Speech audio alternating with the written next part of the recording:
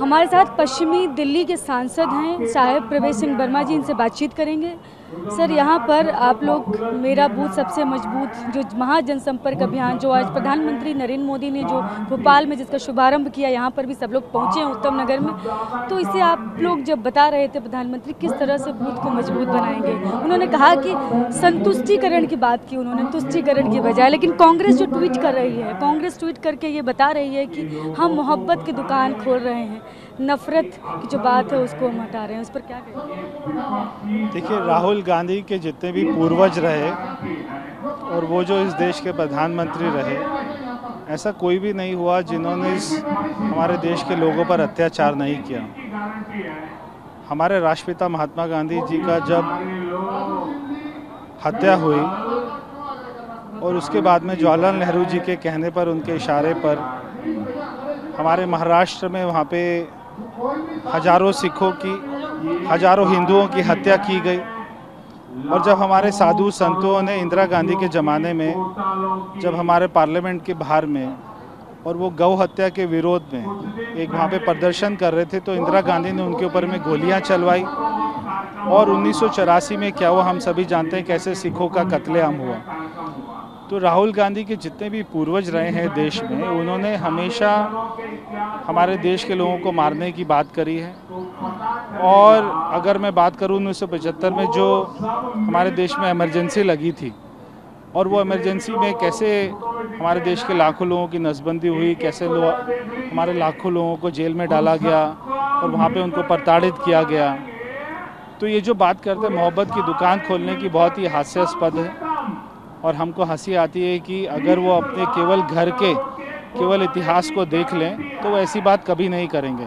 आज हमारे प्रधानमंत्री जी देश के हर हमारे बूथ के कार्यकर्ता से बात कर रहे हैं, और ये बहुत ही गौरव की बात है कि इतना हमारे पूरी दुनिया का सबसे लोकप्रिय प्रधानमंत्री अगर एक वो बूथ के कार्यकर्ता की चिंता करता है, हमारा बूथ कैसे मजबूत हो उसकी चिंता करता है, तो ये हम सब के लिए गौरव की बात है। और आज जो उन्होंने हमें सिखाया है, वो सारे बूथ के कार्यकर्ता अपने अपने बूथ में उसको अमल करेंगे। उन्होंने कांग्रेस जो ट्वीट कर रही है उसमें ये भी बता रही थी कि किस तरह से कांग्रेस हिंदू मुस्लिम को गले लगा रही है। लेकिन यहाँ पर प्रधानमंत्री जी ने बार बार बोला उस बात को कि अभी तक मुस्लिमों के साथ क्या हुआ ये बात बोली जाती, लेकिन आज भी 75 साल की आज़ादी के बाद में 75 साल में 60 साल तो कांग्रेस ने ही राज किया, तो क्या उन्होंने मुसलमानों का क्या ऐसा काम किया? आज भी मुसलमान अगर हम देखें तो बहुत ज़्यादा गरीब है और आज भी वो पिछड़ा हुआ है। तो अगर कांग्रेस ने कुछ अच्छा किया हो तो मुसलमान आज जो है सबसे आगे की पंक्ति में खड़ा रहता। तो हमारी सरकार है जिसने ना अपना बिजली पानी उसको देते हुए उसने कोई भी धर्म जाति को नहीं देखा, उसने कोई भी सुविधा को देते हुए कोई भी धर्म जाति को नहीं देखा। तो ये जो हिंदू मुसलमान की बात करते हैं, इनके पास में कोई और मुद्दा ही नहीं बचा। इनके पास में इनको लगता है कि प्रधानमंत्री जी की इतनी लोकप्रियता है और इतने सारे काम हो गए हैं, तो अभी इनको जीतने के लिए और क्या है, तो वो हिंदू मुसलमान ले आते हैं केवल वो अपना मुसलमानों को खुश करने की। और जब ये लोग सत्ता में आते हैं तो सबसे ज़्यादा उन्हीं को प्रताड़ित करते हैं। अगर हमारे मुसलमान बहनों की मैं बात करूं तो 3 तलाक की जो समस्या थी वो हमारी सरकार ने ख़त्म करी। आज तक ऐसा कानून जो पाकिस्तान में भी नहीं है वो भारत में था, और उसको हमारी बहनों के लिए, मुसलमान बहनों के लिए अगर उसकी चिंता करी तो प्रधानमंत्री नरेंद्र मोदी जी ने करी। तो हम केवल बात नहीं करते हैं, हम उस काम को करके दिखाते हैं। और अगर मुसलमानों को आगे लाने का काम किया या समाज के किसी भी पिछड़े वर्ग को आगे लाने का काम किया तो प्रधानमंत्री जी ने और हमारी सरकार ने किया। प्रधानमंत्री बार बार तमाम जातियों का नाम ले रहे थे, अलग अलग इलाकों की अलग अलग जातियों के बारे में बता रहे थे। किस तरह से वो कितना पिछड़ी हुई जातियाँ थीं, अब कैसे बीजेपी उसके लिए कैसे काम करी, कैसे उनको? देखिए, प्रधानमंत्री जी को इस बात का दर्द है कि 75 साल की आज़ादी के बाद भी इतनी सारी जातियाँ हैं और हमेशा कांग्रेस उनका वोट बैंक की अपना राजनीति करती रही, उनकी उपेक्षा करती रही, मगर आज भी वो पिछड़ी हैं। तो आज उनको लाने का, उनके लिए योजनाएं बनाने का काम किसने किया? तो वो प्रधानमंत्री जी ने किया। तो उन्होंने इन सारी जातियों का नाम इसलिए लिया क्योंकि जब प्रधानमंत्री जी इनके बारे में देखते हैं तो उनको बहुत ज़्यादा दुख होता है कि 75 साल की आज़ादी के बाद भी ये सारी जातियाँ आज भी पिछड़ी हुई थी। अगर हमारी सरकार ने उनको बिजली दी, पानी दी, घर दिया, शौचालय दिया और उनको लोन दिया तो वो हमारी सरकार ने दिया। एक बात ये भी कहा उन्होंने कि 2024 की बात की कि 2024 में फिर से बीजेपी के आने की बात प्रधानमंत्री ने आज कही है। तो देखिए, अब इसमें कोई बात ही नहीं है कि हमारे दुनिया के सबसे लोकप्रिय अगर कोई नेता है तो वो नरेंद्र मोदी जी हैं। और सारे देश में इतने जो काम हुए 9 सालों में, हमारे कार्यकर्ता लोगों के घर जा जाकर सबके बारे में जानकारी दे रहे हैं। इतने काम हुए कि आज तक के अगर आप अपना पिछले के सारे सालों में आज़ादी के बाद की तुलना करें, इतने साल कभी नहीं हुए, इतने काम कभी नहीं हुए जितने 9 साल में हुए। तो बहुत बड़ी उपलब्धि है और अभी और भी बहुत सारे काम होना बाकी हैं।